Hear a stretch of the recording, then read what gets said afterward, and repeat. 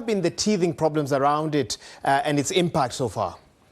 Well, they're still talking about how to operationalize it. You see, like, there are issues already who will need to pay because developed countries on that front as well want some of the major economies to pay in, whereas those major economies don't want to. They've said it is the responsibility of developed countries. And that apart, who will get it? What will be the yardstick? How would we determine its loss and damage?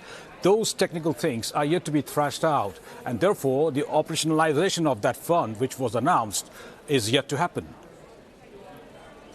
Well, the Loss and Damage Fund isn't the only climate finance available. What other funds have been made available or are being discussed for developing countries? So you see, long before this, during past COPs, so many other mechanisms or funds, so to say, have been established. For example, the Adaptation Fund or LDCF, that's the Less Developed Countries Fund, for which so many of the African countries are entitled to. There's also this, the Climate Investment Fund and then Green Climate Fund. Now, the question is, despite all these different mechanisms, countries are saying that they're not getting what they need, and whatever little is made available, it's very difficult to access. That is why this COP is known as Finance COP. What they're saying is to fight climate change and to bolster, to make bolder climate plans in terms of mitigation and also to adapt, they need money.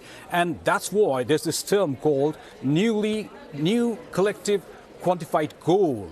So countries now will have to provide so much of money, in trillions they are saying. Now the question is again, will that be available? That is the issue. That is the trillion-dollar question that's being asked in this COP now. I mean, let's walk back a couple of years to 2022. Developed countries then provided and mobilized about $115.9 billion in climate finance for developing countries. And developing countries said, you know what, that's still not enough. Walk us through that conflict.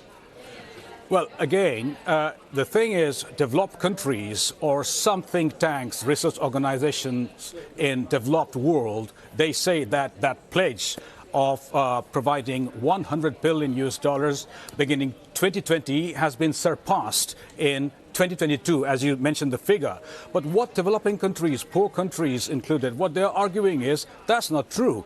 They say that many countries, rich countries, are double counting their aid, their regular aid as climate finance. And whatever little is made available, it's very difficult to access. That is the issue. And of course, there are issues of, in terms of corruption, governance in so many of these developing countries, as we know. But then what they say is the $1 trillion is, no matter what, is required. And some calculations have indeed shown that there will be so much of money required. Well, I'd ask you very briefly, do these climate summits yield tangible results? Briefly, if you can. Well, see, the thing is, it depends who you talk to. There are many people who are frustrated. They say that what's the point in all these years? But the executive secretary of the UNFCCC, the conventions, said this morning that, if it was not for these conferences, the world would be heading towards 5 degrees. So it depends who you talk to. Navin, thank you so much for your insights. Navin Singh Khadka, the BBC World Service's environment reporter, joining us on the program.